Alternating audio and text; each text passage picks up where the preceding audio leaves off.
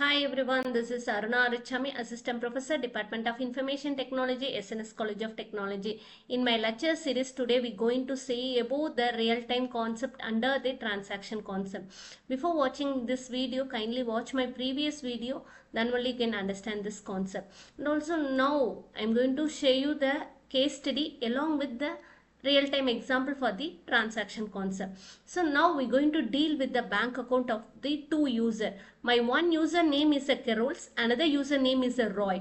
Now I am going to transfer the amount 5,000 to the another account, that is a Roy's account 5,000. So here there is a two operation can be taken place. One is a credit, another one is a debit. So you can guess which is this is belongs to OLAP or OLTP. So definitely it will be an OLTP processing because lively we are transferring certain amount from one account to the another account. That is transferring the amount from A account to the B account. So now I know basically while seeing the statement itself we can see some amount can be moved. And also we know some amount is credited from debited from one account, another it can be credited to another account. How it can be taken place, what is the internal logic behind that, so that only we're going to discuss it over here. So first we have to open the account of my first account, that is this one. Here we're going to open the account of the Carol's account. So by using the Carol's account only we're going to transmit the amount. Again I have second step, I'm going to check the balance of my Carol's account. So if my balance is not sufficient to transmit the amount, means definitely your transaction must be denied. It will send the notification to the user who is sending the amount. Your amount is too less, so kindly change the amount. This type of a notification has been transferred to the end user. So for that only we have to read the old balance. Based on my old balance, now it can be debited that particular amount from this account. That final value after subtracting that debited amount, that can be stored in the temporary variable. Finally, by using a write operation, we going to update that particular thing in their balance account, that is a data item. Finally, after completing this process, your account connection can be closed. So this is the process can be taken place in the one side of the person. So in my next side, again the B account, that is a Roy's account must be open. Based on this thing, it also read the old balance, because here we going to credit the amount along with the old balance that could be added with the old balance. Your new balance can be stored in the temporary variable. By using a write operation, your new balance can be updated in their data item. Finally, your account has been closed. In both the case, it can be closed like this. So this is the real time. Internally your amount can be transmitted from one account to the another account by any one of the medium. Either you can use the net banking or you can use the Google Pay, Paytm. All the cases we going to follow this particular mechanism.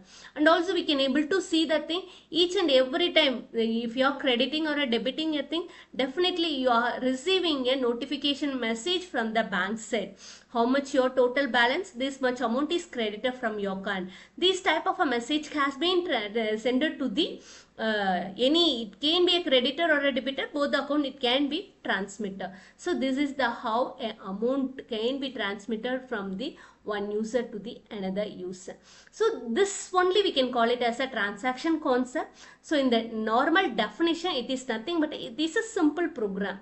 Certain possible updation can be taken place in that particular data item for accessing the thing. This concept only we can call it as a transaction concept. Best example is this one.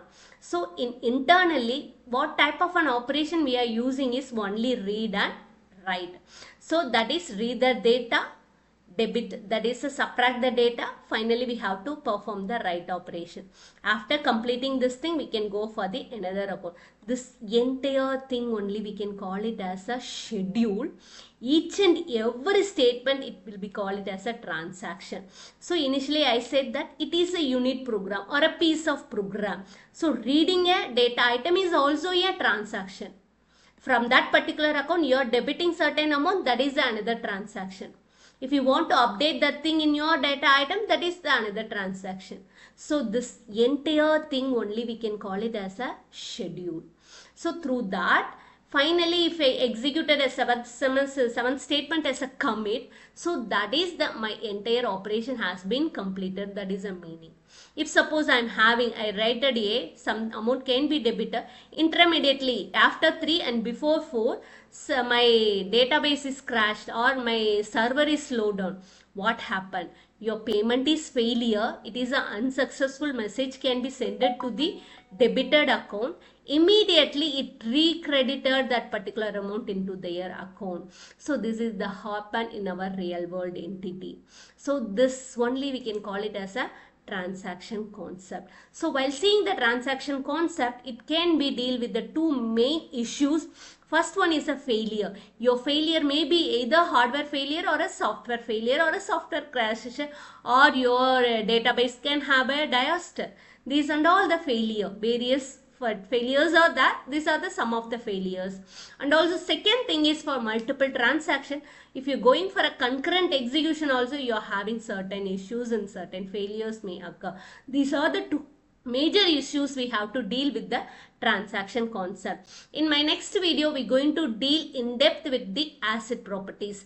Thank you for watching my video.